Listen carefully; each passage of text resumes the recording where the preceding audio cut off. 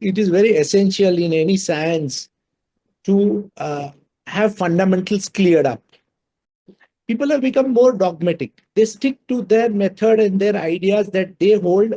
Firstly, it was Organon of medicine, but at the very end, it was Heilkunst. It means for me much more than just medicine. Heilkunst, which means art of healing.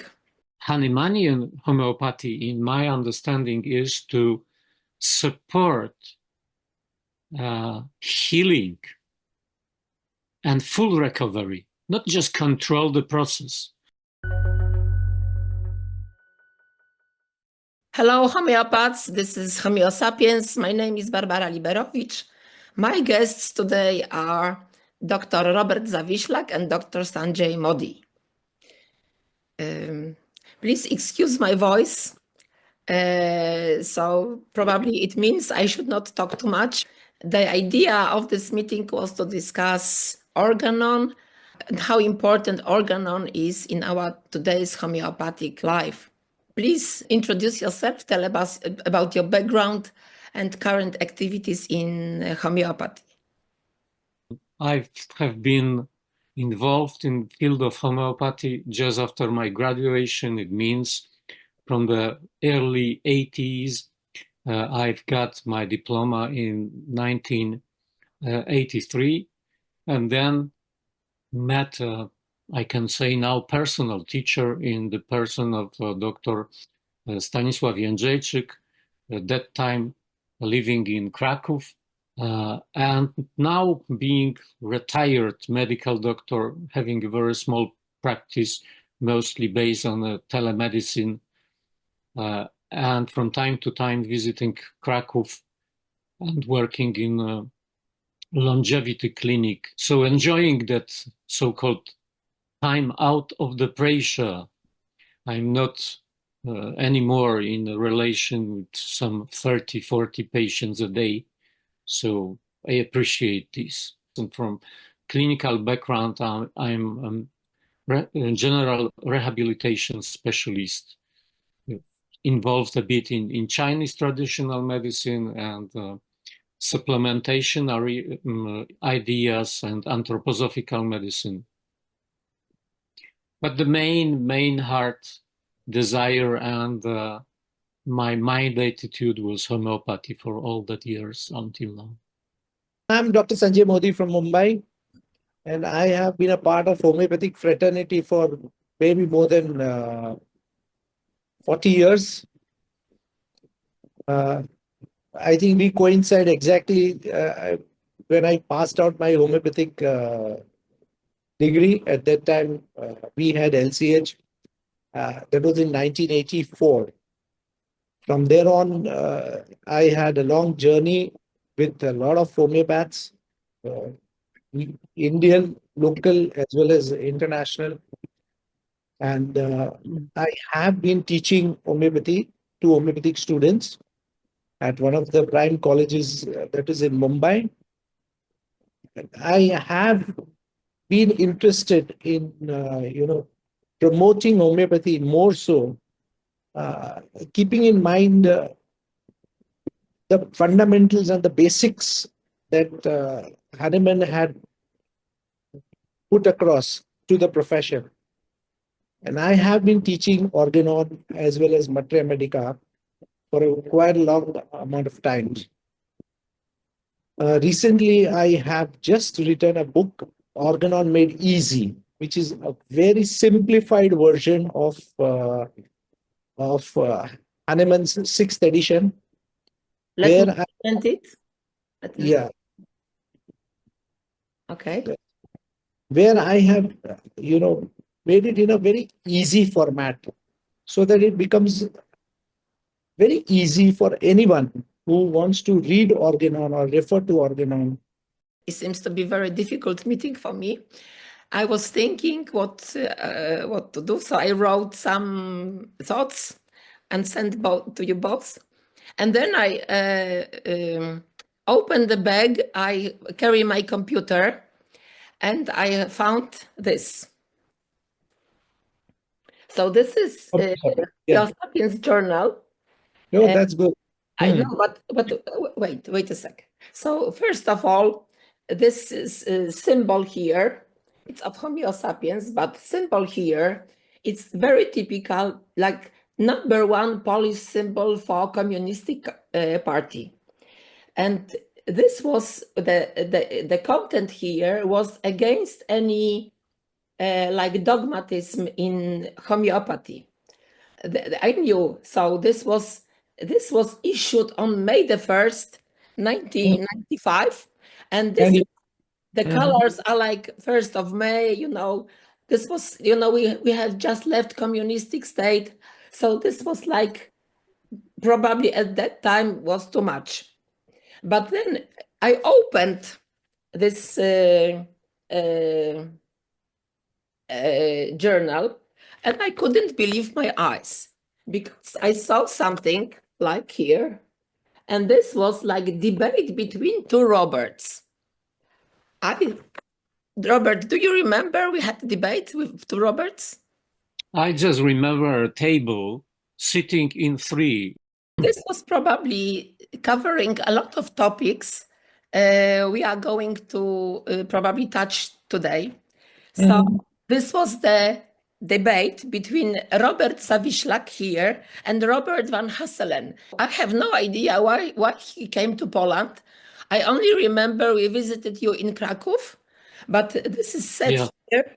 This happened in Poznań. Robert asked you, what is the core of homeopathy? Because homeopathy, every system has its core, and then it is just supported with paradigms to protect the core. So he asked you, what is the core of homeopathy?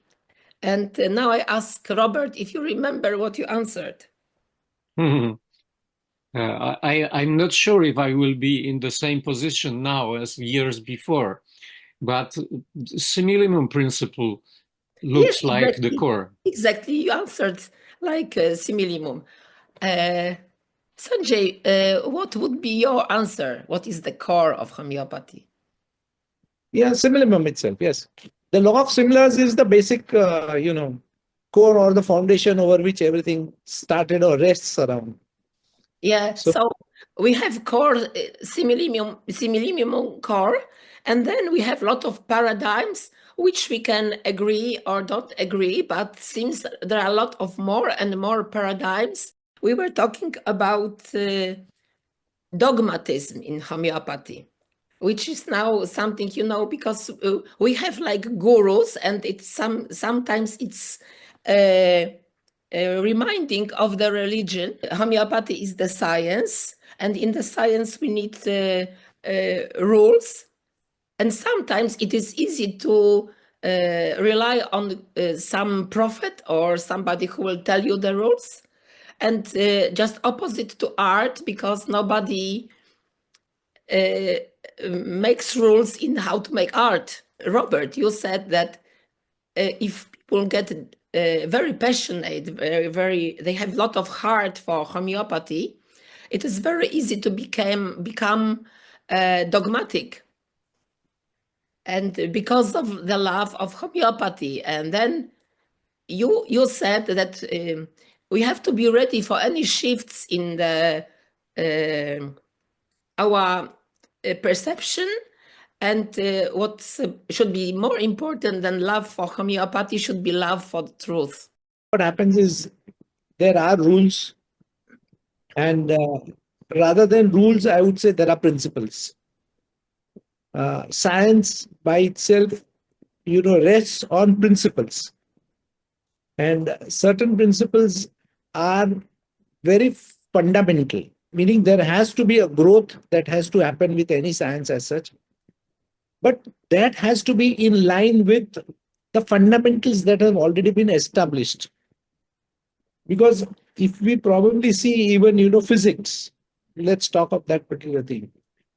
Newton had come up with very basic fundamental laws, but the point is this, that anywhere in science, the principles that have been laid down has to also concur with the new ones that come up. So probably we go from Newton to Einstein. Einstein would probably even talk about those principles as the baseline. And over that, the growth happens, or over there, everything get expanded. Dogmatism is not a part of science by itself. In fact, I had probably written one of the things which, I have written an article, what ails homeopaths, in the current part of it. And it is on the contrary, otherwise round, that what has happened is there is lot of dogmatism that has entered in our profession now, within at least maybe a span of 30 years or so. Because what happens is everybody is sticking rigidly to what they think is correct and what they think is right. I had a period in my life when, due to some positive circumstances, I had been in a position to form and run 3 years lasting course based on Collegium Medicum of Jagiellonian University in Krakow in the beginning of 2000. And it gave me a chance and challenge to form the course for doctors and pharmacists. It was the unique opportunity because afterwards, very strong war against all that course appeared in Jagiellonian University. But the concept was to do as much as possible, having no background of schools, for instance, like in India, institutions having history of years of acting, to give something very truly rooted in Hahnemanian idea. And this was the time of my strong involvement in my own way and effort to understand what I could understand from reading and even almost meditating Organon. And at that moment, I got a concept. No way. The only basic study should be based on Organon. Of course, there is a problem. German language is our original one, old German language because it was 18th, 19th century. How to translate it? What kind of meanings to be attached to the words, and so on and so on. So, shortly saying, if someone is serious in his own decisions about learning homeopathy, it should be based on Organon, definitely. We shall have in mind that it was the work of his life. It means he was involved in making it perfect during some 30 years of his life. It is very essential in any science to have fundamentals cleared up. When the fundamentals are cleared, it is very easy to probably get the method out of it. And that method definitely helps us in practicing homeopathy. I joined in 79. And after 83, I was in touch with a lot of homeopathic doctors who have been practicing, senior practitioners who were practicing for more than 30, 35, 40 years. And by association with them, I had a close association with most of them at that point of time. There was Dr. Majumdar, Dr. Bhatia, then Dr. M.L. Dhaule, Dr. Kasad, Dr. Jugal Kishore. So they were illuminaries in homeopathic field at that point of time. And we have seen them closely working in homeopathic field. And we have seen tremendous amount of, unbelievable results. I could say that, because that time homeopathy was definitely, if I would say, very thriving in India at that point of time. So I have seen a lot of homeopathic cures happening around. Now, definitely that has some impact on me. And in the last maybe 20, 25 years, I have found that there is a lot of confusion that has come around. So at that time, if I compare between those years and these years, there was a lot of clarity in most of the practitioners whom I have met and I have seen around. Now, in last 20, 25 years that I'm talking of now currently, I find that there is a lot of confusion. There is a conflict in the minds of even not only students, but practitioners. Practitioners also get divided around because there are a lot of methods that have come around. And as I told you, all methods reach to the same, same endpoint is what everybody is claiming. Now, that has created a lot of confusion in the minds of many. And then what happens is we get rigidly stick to that particular. So that's what I was talking about, that we have become more dogmatic in the recent years. In the earlier years, when I see those old time practitioners, I found them to be more open enough, to be more receiving of the ideas. And here in the span of maybe last 20, 25 years, people have become more dogmatic. They stick to their method and their ideas that they hold is only true and correct. Do you think latest developments in homeopathy, I would say latest trends in homeopathy, follow rules of Hahnemann, follow rules of Organon, or not so much? Because I don't think Hahnemann mentioned any remedy choice based on numbers or on sensations or anything like this. I definitely feel that we have, outthrown, or dethroned Hahnemann in the recent years. Because what happens is the language that I am listening, the way people are talking about in homeopathy, I'm so sure it's not the language of Hahnemann. This is a different language that everybody has been talking around. And to come back to one particular point, it's good to grow. I am not against that particular thing. But with the growth, what happens is we have to keep the fundamentals at its place. Anything that comes up as a growth has to, keep fundamentals at that point of time. Maybe going through the origin of organon, we have Aristoteles with his organon. We have Francis Bacon with his organum novum. And then Hahnemann, like in the line of that previous persons, the previous personalities, I can say. And when we've been thinking about translating organon into Polish, what was the meaning of the title? Firstly, it was organon of medicine, but at the very end, it was Heilkunst. It means for me much more than just medicine. We as doctors are prepared to control disease, not much to help the body to come back to a full health, to control the course of disease, the process of disease. But the main goal of Hahnemanian homeopathy, in my understanding, is to support healing and full recovery, not just control the process. What is going on in the field of homeopathy, it is in a way very dangerous because it's like a kind of competition of originalities. It means it's a kind of egotic expression. I'm the best teacher. I'm the best researcher. I'm the best truth teller. And if you follow me, it would be the best for you.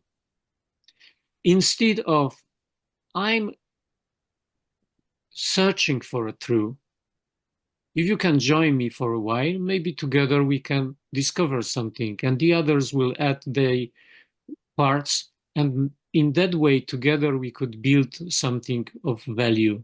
I think we have too much confusion from non-doctors, homeopaths, because, if we say, okay, I'm a healer, I just want to help the patient, and I can help you with your suffering, it's all okay. But the problems start when they use medical terms and they say, I treated this disease, and this is complete confusion about what we are treating. So they claim they treat disease A, B, C, and this is from medical point, it's like a misdiagnosis. What happens is too much amount of medical knowledge that we also give to our students. We find that they are, either they hold themselves back with the terminologies also. So it's a double-edged sword either way. Uh, the the thing which I think I would probably agree with Robert is this, that we need to give priority to homeopathy and then look to medicine from a homeopathic standpoint. The Yeah, recent exactly. times that's happening, yeah, I'll tell you. So recent times that we have been seeing and we have been having a lot of issues with students is this, that they view from a medicine standpoint homeopathy. I'm talking of homeopathic students themselves and homeopathic doctors themselves. We keep telling them that you view medicine from a homeopathic point of view. Don't do the other way around. Why? Is because there's a lot of confusion and conflict that's happening around. One of the things which Barbara is telling also is a I think what I can use the word, it's very unfortunate that that has come up in our system, that those who do not have any medical knowledge, because that's primarily important. You have to know what you are treating, you have to know what's going to happen, you need to have an outcome of the case also. And there's a lot of maybe one can say, it needs, being a doctor is not just being a doctor. There's a lot of responsibility that comes around when you are handling a life. And that even Hahnemann says that, when we are talking of just a patient, it's not a patient, it's a life. And we need to give importance to the life there. So definitely knowledge of medicine is important, because then we know our responsibilities well. And the other part which Robert is talking about, I am absolutely in agreement with this, that what happens is nowadays, at least amongst homeopaths, whether they are professionals or even non-professionals, there's an ego trip. Everybody is on a very high ego trip, where the uh, the desire is to prove that I am more better off and more right off than the rest, which is also harming the interest of homeopathy in the overall perspective. If I may add something, this ego-centered persons are very noisy in homeopathy. And there are a lot of, normal doctors who just do their job. And that was my philosophy from the very beginning. I was talking to, let's say, normal doctors and asking them if you have good cases, and then they were telling me, and then they asked them, can you please write it down for my journal? And then we really had the masterpieces in Homeo sapiens. And the same now, these doctors who practice regular medicine are like silenced by these people who claim they have enlightenment or super knowledge. And what I was told in the very beginning is that the medicine teaches you how to be modest. That's very correct. Very correct. That modesty has to be there, which is lost. And what you say is also very true now. Maybe, the tall claims itself are so much that genuine people who have done genuine work are not coming forward. That's the problem in homeopathy. That there are, what you say is right. There are a lot of genuine homeopaths who are doing their work silently, but they are not coming forward because there are super tall claims that homeopaths are making. When someone is concentrated on his or her work with patient in his practice, there is not much time left to spread any information around. Even in the situation which are under pressure of being unscientific being not up to date, being not evidence based, and so on and so on. So this is another point of stressing the person. So I agree totally with this. And my previous statement was to show that a kind of a clear and free mind is necessary to follow the road pointed out by Hahnemann. It does not mean in any way that lacking knowledge is a kind of advantage. You know, structured education in homeopathy also came around 80 years back. You know, if we probably go back to even India. Before that it was there, but in India, basically colleges and all came up maybe around 80 years back. Before that, we had a lot of people who practiced homeopathy who were not non-medicos. And I have, probably the fortune, that's what I keep telling, because I think I was fortunate to be at the right time. So I have seen a couple of them doing wonderful job. The type of work that they have done, who were non-medicos, and still the type of cases that they treated with homeopathy, I have been a part of that. Meaning I have witnessed them doing work. So what you say is the type of thinking, and that is why Hahnemann always stresses on, being unprejudiced. The point is like this, that we have somewhere missed out on the unprejudiced part of the whole culture that homeopaths by themselves should have had in their mind, because that's the basic thing where Hahnemann talks about, that being unprejudiced will open up a lot of doors, and definitely it will give you a lot of freedom to operate also. Here what happens is we just get stuck up on a particular way and a method, and then we find we are bonded off.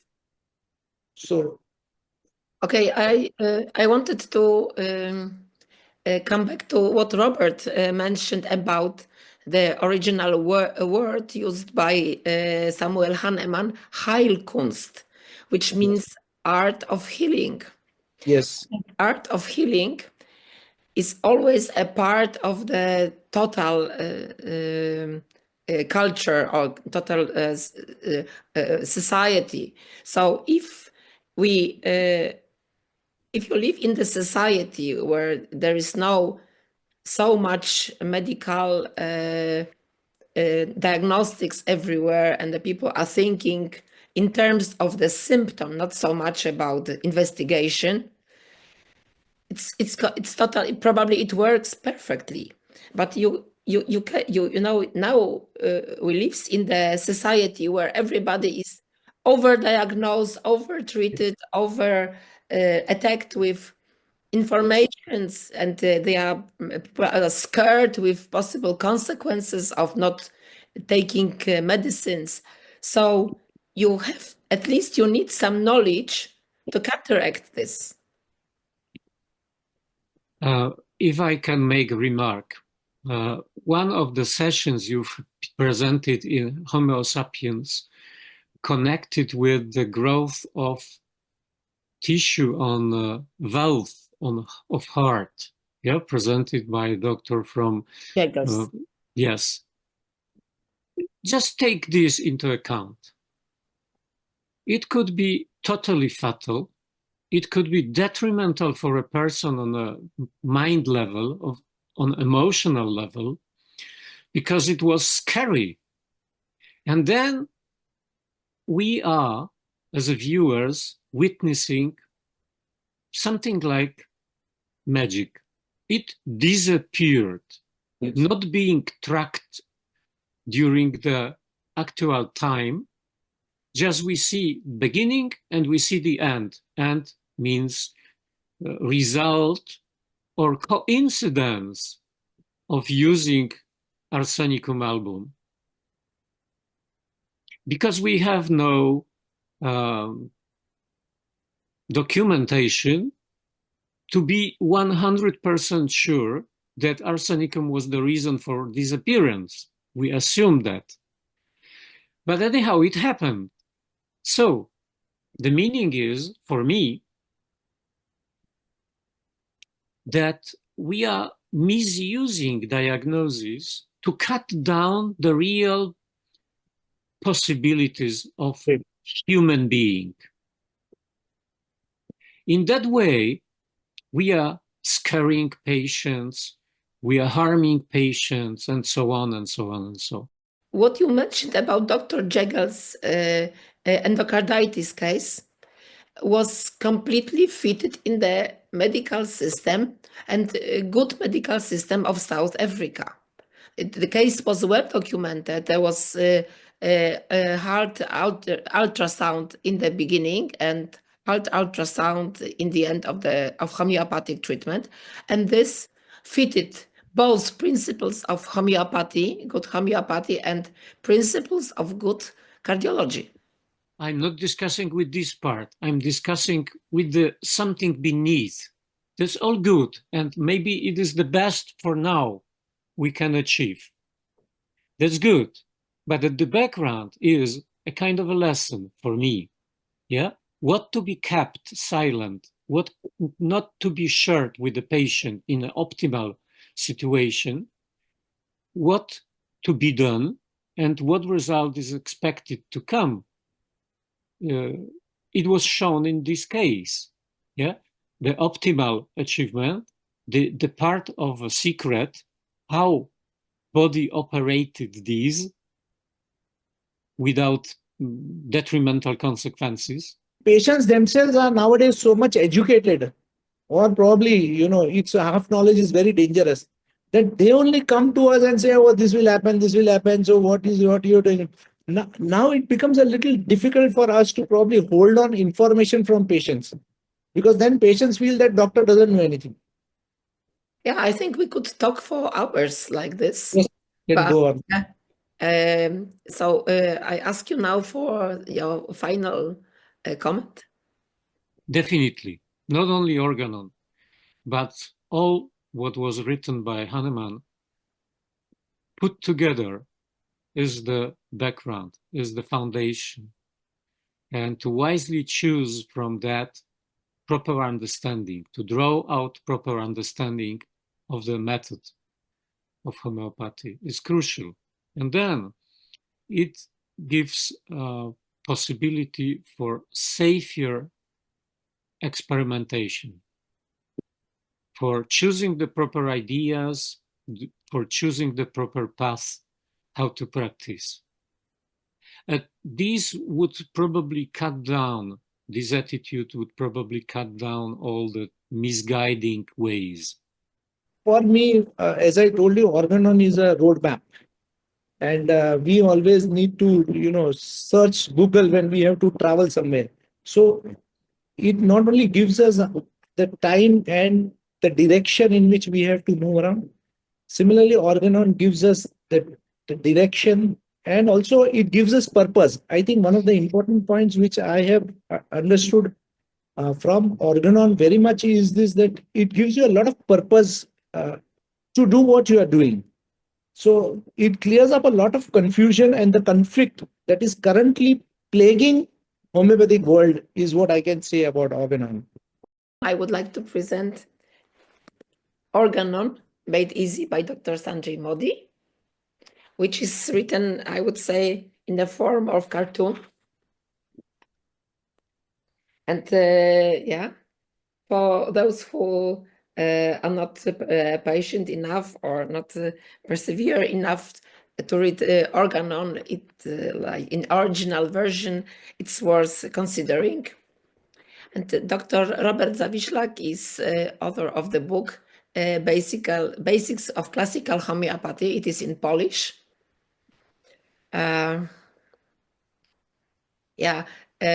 Unfortunately, I don't have this book to present, but maybe maybe we will find it in our shelves, on our shelves somewhere. Like I found Homeo sapiens yesterday. Okay, Dr. Zawiślak, Dr. Modi, it was a pleasure. It was intellectual pleasure for me. It was a delight to talk to you today. Thank you, and see you again in Homeo Sapiens platform. God bless you all. Thank you, Robert. Thank you a lot. Thank you for the meeting. Thank you, Barbara, for organizing.